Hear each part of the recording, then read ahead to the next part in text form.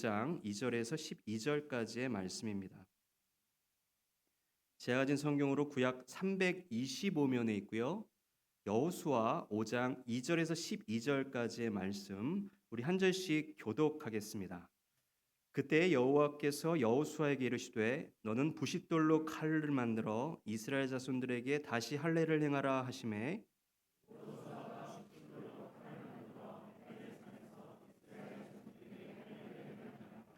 여호수아가 할례를 시행한 까닭은 이것이니 애굽에서 나온 모든 백성 중 남자 곧 모든 군사는 애굽에서 나온 후 광야길에서 죽었는데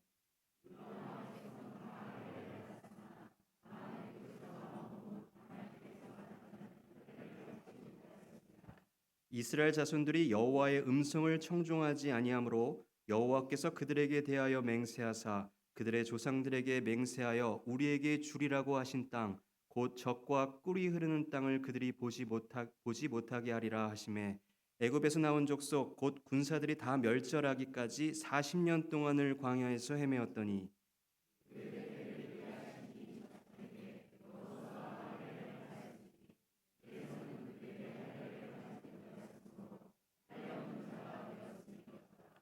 또 그 모든 백성에게 할례 행하기를 마침에 백성이 진중 각 처소에 머물며 낫기를 기다릴 때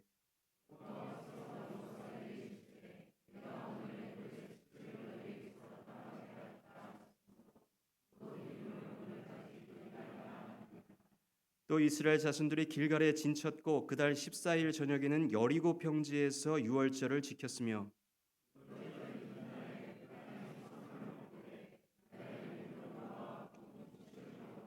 함께 있습니다. 또 그 땅의 소산물을 먹은 다음 날에 만나가 그쳤으니 이스라엘 사람들이 다시는 만나를 얻지 못하였고 그 해에 가나안 땅의 소출을 먹었더라. 아멘. 이 시간 담임 목사님 나오셔서 싸움에 나서기 전에라는 제목으로 말씀 전하실 때 큰 은혜 받으시기를 바랍니다. 이스라엘 백성들은 기적적인 방법으로 요단강을 건넜습니다. 그들이 그토록 원하던 약속의 땅 가나안 땅에 발을 들여놓게 됐어요. 이제 그들은 첫 성 여리고성을 공략하려고 합니다. 그러나 하나님은 이들의 가는 길을 잠시 멈추게 하셨어요. 정월 10일에 요단강을 건너서 길갈에 진을 칩니다. 그리고 그곳에 머물러서 할례를 행하고 14일부터 유월절 절기를 지키라고 하십니다. 하나님이 우리를 멈추게 하실 때가 있어요. 내 생각에는 지금이 절호의 기회고 바로 밀어붙여야 될 것 같은데 하나님의 생각은 다를 때가 있습니다. 우리에게는 머무르는 시간이 필요합니다. 이 머무르는 시간을 통해서 훈련을 받으며 부족한 부분을 채워나가고 축복에 합당한 그릇으로 빚어져 갑니다. 하나님은 가나안 정복 전쟁이 단순히 땅 따먹기 하는 싸움이 아니라 신앙적인 싸움이 되기를 원하시는 거예요. 먼저 말씀에 순종하는 믿음의 백성이 되고 그 믿음으로 싸움에 나가서 승리하기를 원하시는 것입니다. 뭐로 가도 서울만 가면 된다는 말이 있죠. 신앙에 있어서는 맞지 않는 말이에요. 하나님은 과정을 중요하게 생각하십니다. 하나님은 우리가 바른 길을 걷기를 원하세요. 싸우기 전에 먼저 하나님의 말씀에 순종하는 거룩한 백성이 되어야 하는 것입니다. 그래야 우리의 싸움이 거룩한 전쟁이 되는 것이죠. 하나님께서는 이스라엘 백성들이 길갈에서 해야 할 일이 있기 때문에 머물게 하시는데 첫째는 할례를 행하는 것이고 둘째는 유월절을 지키는 거였어요. 2절 3절 말씀 보겠습니다.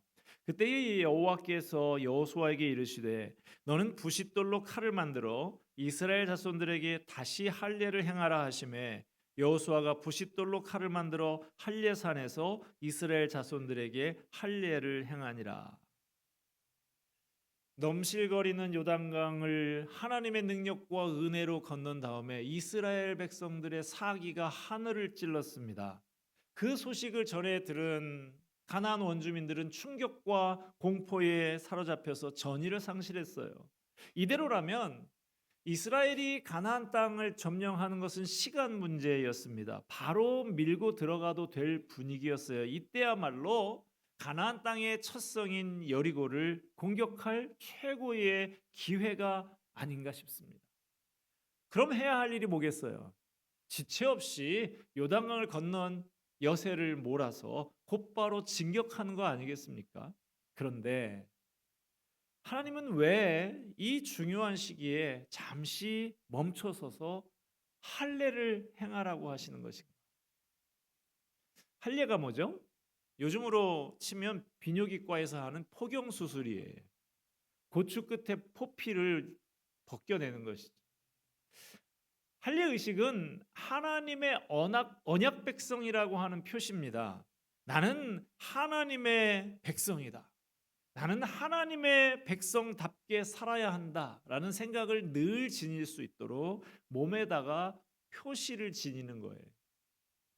할례는 몸에 합니다마는 영적인 차원을 가지고 있습니다. 신명기 말씀에 너희는 마음에 할례를 행하고 다시는 목을 곧게 하지 말라. 신명기 30장 6절에는 내 하나님 여호와께서 내 마음과 내 자손의 마음의 할례를 베푸사 너로 마음을 다하며 성품을 다하여 내 하나님 여호와를 사랑하게 하사 너로 생명을 얻게 하실 것이며. 할례에는 영적인 차원이 있어요. 할례 받았다라고 하는 것은 이제는 새 사람이다. 약속의 땅에 살기에 합당한 새 마음을 가진 사람이 되었다라는 의미예요. 이 중요한 할례를 출애굽 당시에 이스라엘 백성 모두가 받았습니다. 그런데 그 이후에 광야에서 태어난 아이들은 광야길을 걷는 노중이라 할례를 받지 못했다는 것이죠. 그러다가 이제 약속의 땅에 들어서게 됐으니 언약 백성의 표시인 할례를 지체하지 말고 받으라는 것입니다. 그런데 문제는 할례를 받는 장소가 전략적으로 좋지 않은 위험한 곳에 있었다는 사실입니다. 지금 여리고 백성이 있는 곳이 길갈인데 이 길갈에서 적들이 있는 첫 성 여리고성까지는 얼마 되지 않는 곳입니다. 멀리 여리고성이 보이는 정도 되는 곳이었어요. 고대 시대에 마취제가 있겠습니까? 소독약이 있겠습니까? 수술 도구도 변변치가 않아서 여기 할례를 부싯돌을 날카롭게 갈아서 했다고 하잖아요. 그런 상황에서 할례를 받게 되면 상처가 아무는 기간 동안에 이스라엘 남성들은 제대로 걷지도 못하는 무방비 상태로 적 앞에 노출이 되고 마는 것이죠. 창세기 35장에 보면 세겜 족속의 왕자가 야곱의 딸 디나를 겁탈한 다음에 디나와 결혼하게 해달라고 찾아오죠.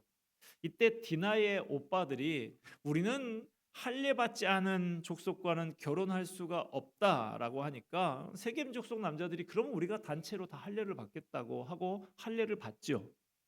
그렇게 그들이 아파서 누워 있는 그 기간 동안에 야곱의 아들들이 칼을 들고 가서 그 남자를 다 죽이는 그 남자들을 다 죽이는 그런 복수를 하죠. 지금 이스라엘이 같은 위험에 처해 있는 거예요. 40대 이하의 이스라엘의 장정들이 비뇨기과 수술을 받고 적들 눈앞에서 줄줄이 다 누워 있는 것입니다. 이럴 때 가나안 족속들이 쳐들어오면 이스라엘은 힘도 쓰지 못하고 패할 것이 뻔한 것이죠. 이왕 40년 광야 생활 동안 40년이나 미뤄왔던 할례인데 가나안 정복 전쟁 다 마치고 적군들을 다 물리친 다음에 여유롭고 안전한 상태에서 할례를 받으면 안 될까요? 하나님은 왜 하필 중요한 전투를 앞둔 시점에 모든 남성에게 위험천만한 할례를 받게 하신 것일까요? 하나님의 의도가 뭘까요? 전적으로 하나님만 의지하라 하시는 것입니다. 하나님은 가나안 땅을 정복할 이스라엘 백성의 바쁜 걸음을 멈추게 하시고 수술 환자로 만들어서 적들 바로 눈앞에 있는 들판에 놓여 놓으셨습니다. 이스라엘 백성은 죽은 목숨이나 마찬가지인 거예요. 이런 상황에서 그들이 의지할 것이 뭐가 있겠습니까? 하나님밖에 없는 거예요. 우리는 하나님 없이는 죽은 거나 마찬가지입니다. 온전히 하나님만 의지합니다. 하나님이 바로 이걸 원하시는 것입니다. 이스라엘을 향한 하나님의 목표는 그들이 탐욕스러운 정복자가 되는 것이 아니었어요. 그들이 온전한 하나님의 백성이 되는 것입니다. 싸워서 이기는 게 중요한 게 아니라 싸움을 통해서 하나님의 능력과 은혜를 경험하고 하나님과의 관계를 분명히 하는 것이 중요한 것입니다. 하나님께서는 이스라엘 백성을 진정한 하나님의 백성으로 만들기 위해서 가는 길을 멈춰 세우신 것입니다. 하나님께서는 우리가 목표를 잃어버린 채 무작정 정신없이 달리기만 하면 그 길에 브레이크를 것입니다. 그것이 육체의 질병일 때도 있고 가정 문제, 직장 문제, 경제적인 문제, 인간관계일 때도 있어요.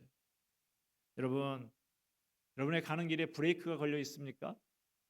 잠시 멈춰서서 차분히 하나님께서 내게 원하시는 삶이 무엇인가 한번 생각해 보시기를 바랍니다. 이들이 할 일을 마쳤을 때 하나님께서 여호수아에게 말씀하십니다. 9절 말씀에 내가 오늘 애굽의 수치를 너희에게서 떠나가게 하였다. 그래서 그곳 이름이 부르다 굴러갔다라는 뜻을 가진 길갈이라고 부르게 되었다는 것이죠. 자, 하나님의 백성에게 수치가 뭘까요? 하나님의 백성에게 부끄러운 건 가난하게 사는 것이 아닙니다. 제가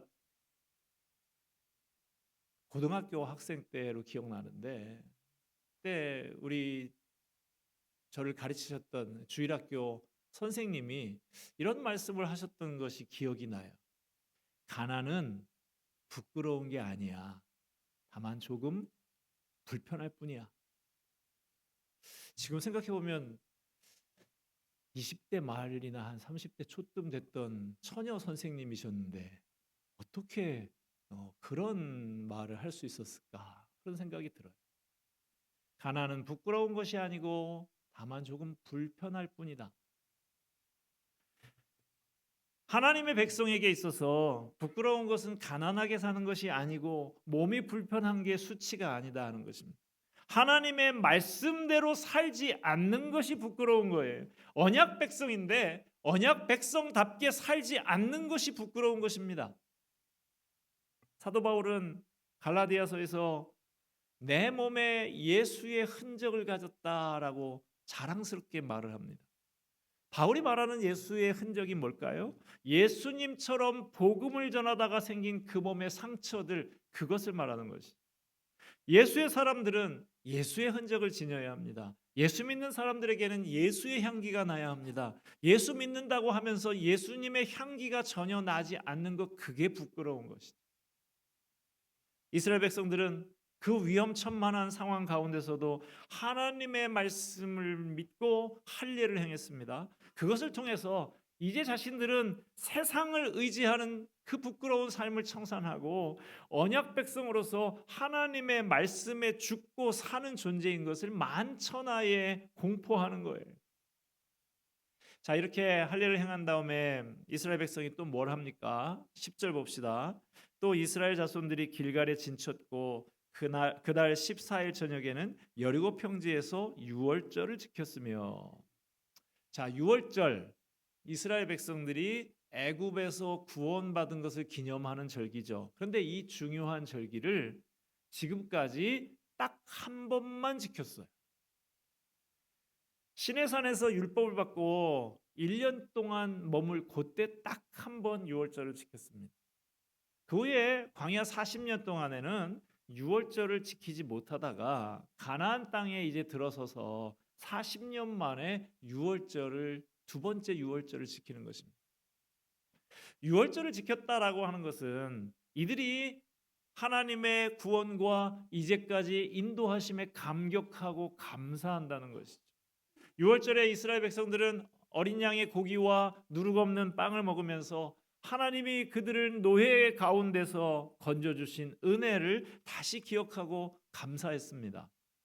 우리 역시 지금 우리 드리고 있는 이 예배 시간마다 나 같은 죄인이 주님의 보혈로 값없이 용서받아서 주님을 예배하는 영광스러운 주님의 백성이 된 그 구원의 은혜를 항상 기억하면서 감사해야 합니다. 11절 유월절 이튿날에 그 땅의 소산물을 먹되 그날에 무교병과 볶은 곡식을 먹었더라.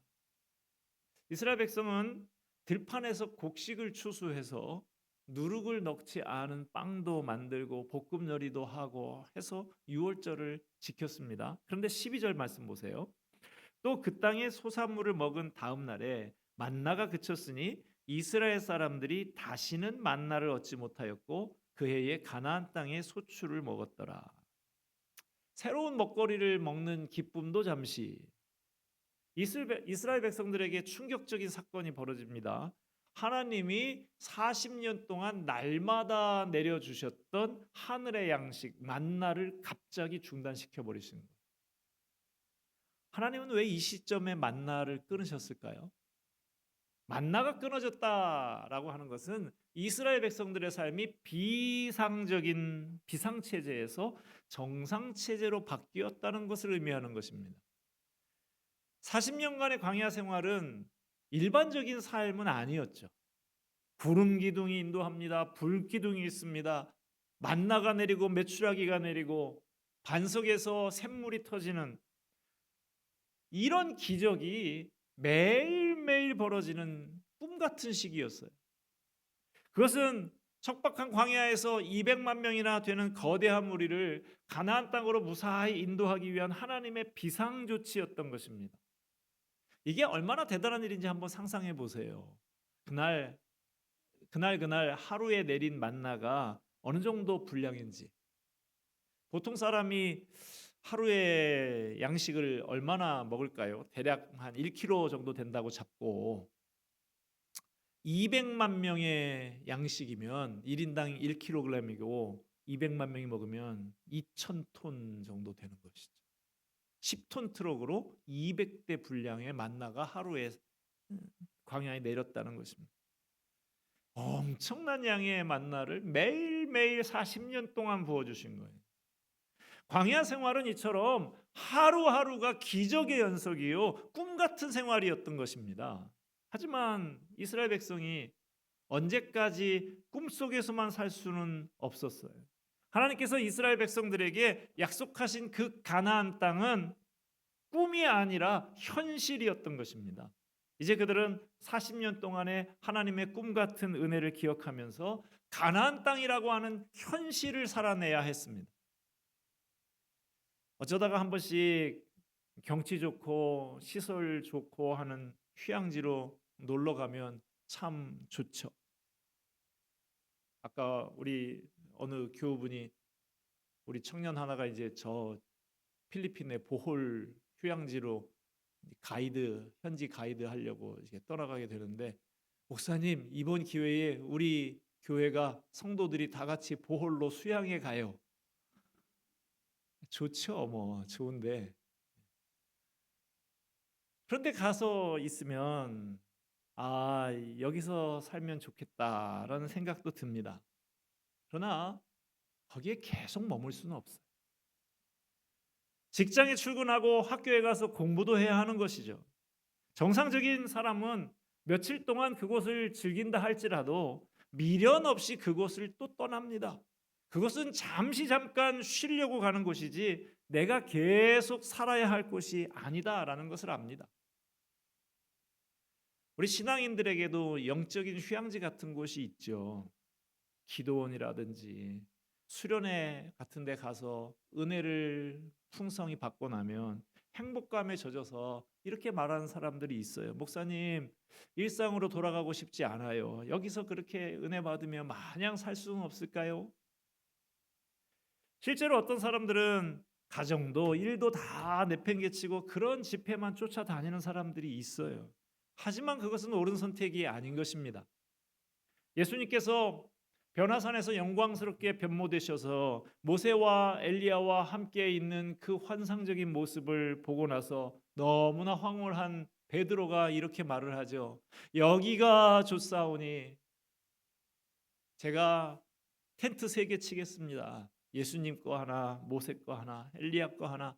우리들은 그냥 이 노숙을 해도 좋아요. 그냥 여기서 살았으면 좋겠어요, 예수님. 이런 말을 하죠. 하지만 예수님은 베드로의 그 요청을 무시하시고 제자들을 데리고 산에서 내려와서 소란한 군중들이 있는 곳으로 다시 들어가십니다.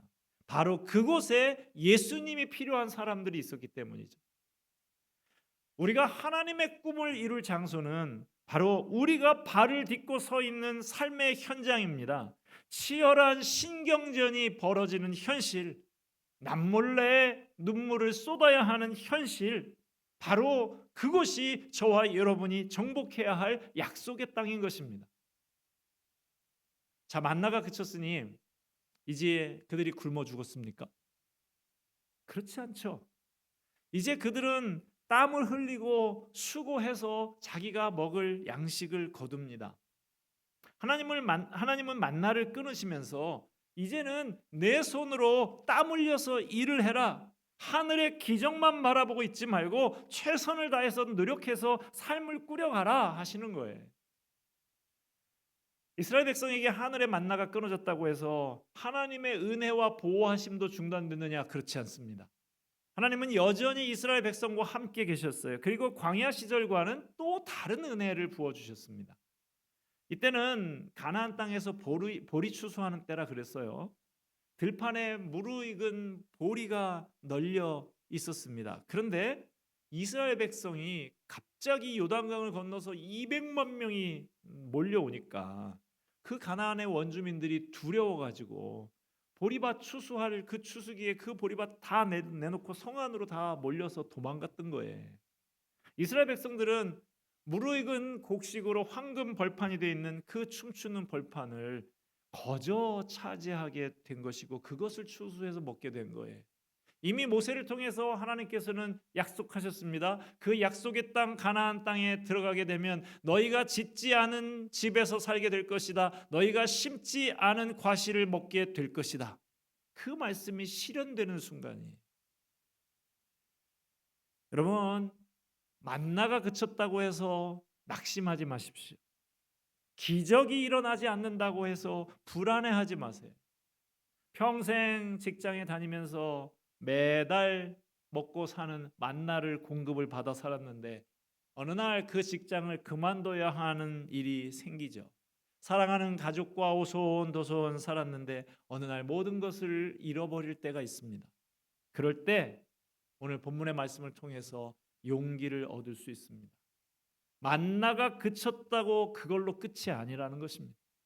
하나님은 벌써 그 땅에 농작물을 준비해 두셨어요. 만나가 그치면 이제 어찌하나 하는 그런 근심의 마음을 갖지만 그때가 하나님의 은혜를 새롭게 경험할 수 있는 좋은 기회가 되는 것입니다. 여러분의 인생에 만나가 그친 것 같습니까? 불안하고 초조합니까? 하나님은 가장 적절한 때에 가장 적절한 방법으로 우리를 인도하시는 분이십니다. 하나님이 우리를 돌보는 방법을 하나의 방법을 거두어 가실 때는 반드시 또 다른 방법으로 준비하십니다. 우리를 변함없이 돌보십니다. 천지가 다 변해도 우리 주님의 사랑은 변하지를 않아요. 그러므로 우리는 언제나 어느 곳이나 어떤 형편에 처하더라도 염려할 게 없습니다. 주님의 사랑이 있기에 우리는 든든합니다.